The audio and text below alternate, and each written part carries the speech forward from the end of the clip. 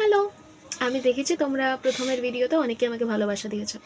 তো আমি ভাবলাম যে এপিসোড 2 নিয়ে এসে যাওয়া যাক, টুকটাক গল্প। আমি অলিভা।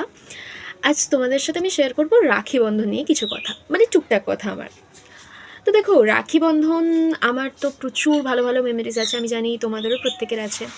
এবং আমি আমার দাদাদের সাথে অনেক ভালো ভালো মোমেন্টস কাটিয়েছি, ইভেন অনেক ভালো ভালো গিফটসও পেয়েছি।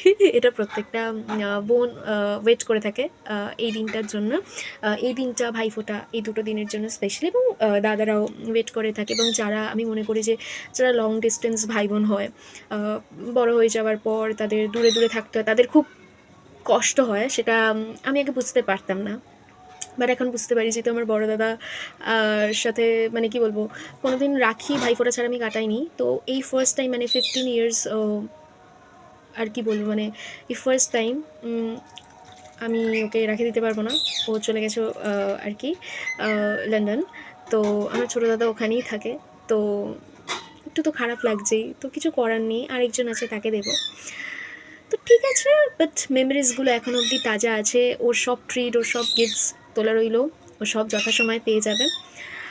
আর রাখি বন্ধন তো এমনিতে আমি মনে করি যে নিজেকে একটা রাখি অবশ্যই সবার গিফট করা উচিত। আমি তো স্পেশালি করি, কারণ নিজের সাথে নিজের বন্ধনটা কানেক্টেড, বা নিজের সাথে নিজের বন্ধনটা যত দৃঢ় হবে, তত আমার মনে হয় যে নিজের সাথে কী বল, নিজেকে ভালো করে চেনা যাবে। নিজের সাথে ফ্রেন্ডশিপ করাটা খুব ইম্পর্টেন্ট। তা আমরা সবসময় খালি বাইরে দেখতে চাই, ওকে, বাইরে ফ্রেন্ডশিপ, বাইরে খুঁজতে চাই। যতক্ষণে নিজের সাথে ফ্রেন্ডশিপ হবে, ততক্ষণ বাইরের সাথে ফ্রেন্ডশিপ ফিকে থাকে না। ফ্রেন্ডশিপ সেগুলো ইম্পারমানেন্ট, বাট পার্মানেন্ট ফ্রেন্ডশিপ যদি হয়, সেটা নিজের সাথে ছাড়া আর কারোর সাথে হতে পারে না। তো যাই হোক, আমার মনে হয় এটা স্পিরিচুয়ালি। আর আমি তো সখাকে দিই, যেহেতু সখা আমাকে সবসময় প্রোটেক্ট করে, আমি আগাগোড়া ওকে দিয়ে আসছি। আর আমাদের কি বলবো, মানে যে কোনো পুরাণ বা যে কোনো ইয়ে হিসেবে আমরা জানি যে রাখি বন্ধন কেন পালন হয়েছিল। অনেকে ভাবে হয়তো রবীন্দ্রনাথ করেছিলেন, সেটা তো আছেই একটা। বাট রাখি বন্ধন হচ্ছে যখন দ্রৌপদীর বস্ত্রহরণ হয়, ঠিক তার আগেই শ্রীকৃষ্ণের হাতে চোট লেগেছিল কোনো একটা কারণে, আমার এক্স্যাক্ট মনে পড়ছে না। তো সেই কারণে শ্রীকৃষ্ণকে দ্রৌপদী তার কাপড়ের এক খণ্ড বেঁধে দিয়েছিলেন। এবং সেই কাপড়ের এক খণ্ডের কী বলবো, মানে একটা একটা দায়িত্ব রূপে শ্রীকৃষ্ণ বলেছিল যে, সখী, তোমার যখন দরকার পড়বে আমি তোমার সাহায্য করব।